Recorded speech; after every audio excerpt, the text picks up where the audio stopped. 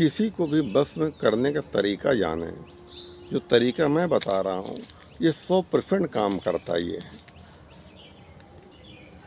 एक सास बहू में झगड़ा हुआ करता था, तो दोनों बहुत गाली गलौज हुआ करती थी, दोनों एक दूसरे को नफरत किया करती थी।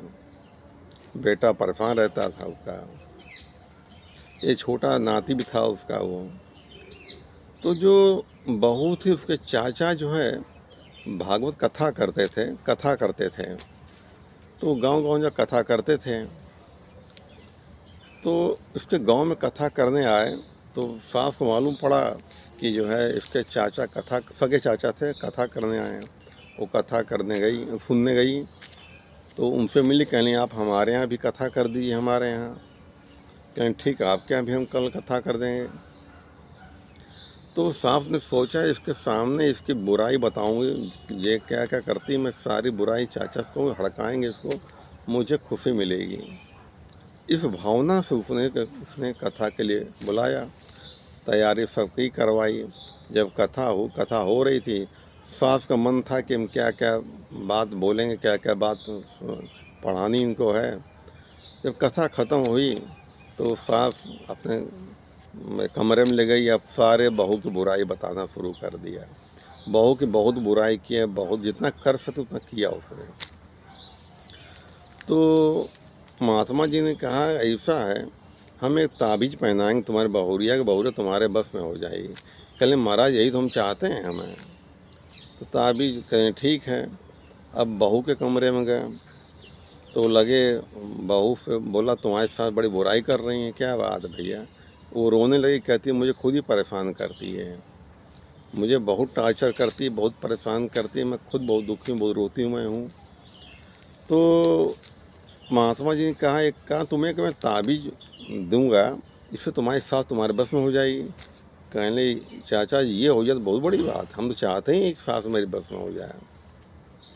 तो चाचा ने कहा ऐसा है ताबीज़ का, तुम्हें ताबीज़ में निकाल दे रहा हूँ, ताबीज़ पहन लेना बाएं हाथ में अपने, और 3 महीने कोर्स इसमें है, और 3 महीने काम करना।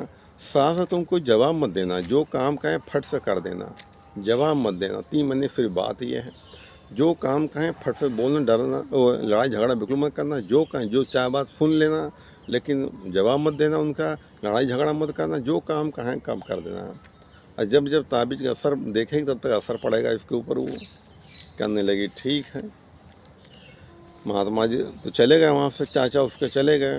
दूसरा दिन जब हुआ तब जो है सब काम करने लगी, कोई कहने के बूढ़ा का अवसर न पड़े, सारा काम करने लगी। अब बहुरी साहब की सेवा भी करने लगी, हाथ पर दबाने लगी उसका भैया, कि जब जब ताबीज़ दिखाई, अधिक से अधिक ताबीज़ दिखाई पड़े बूढ़ा को। और जब करने लगी तो सास ने बोलना बंद कर दिया, उठपटांग बोलना बंद कर दिया।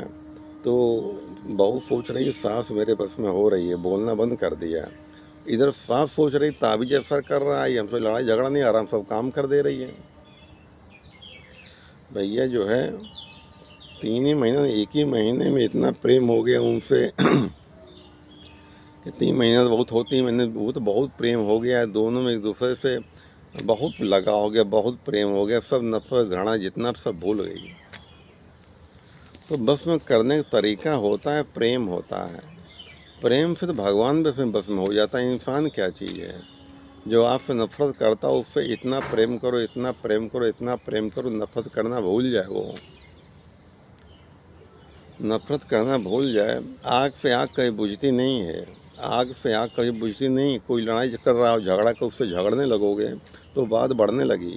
वो आग आप पानी बन जाओ, पानी आग को बुझा देगा। कोई तेज़ बोल रहा है, अगर आप धीरे बोलो, धीरे धीरे तेज़ बोलना वो भी कम कर देगा। अगर आप भी तेज़ बोलने लगो तो और तेज़ बोलेगा वो।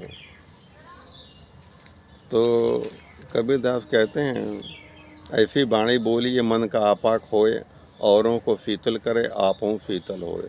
सब जबान का ही तो खेल है, ये संसार जबान का खेल है। परिवार टूटता है किससे, जबान से ही टूटता है। कहते हैं झुकते हैं वो जिसमें जान होती है, अकड़ तो मुर्दे की पहचान होती है। जो हमेशा अकड़े रहता है ना, वो न जीवन कभी खुश नहीं रहता, वो है परेशानी घिरा रहता है।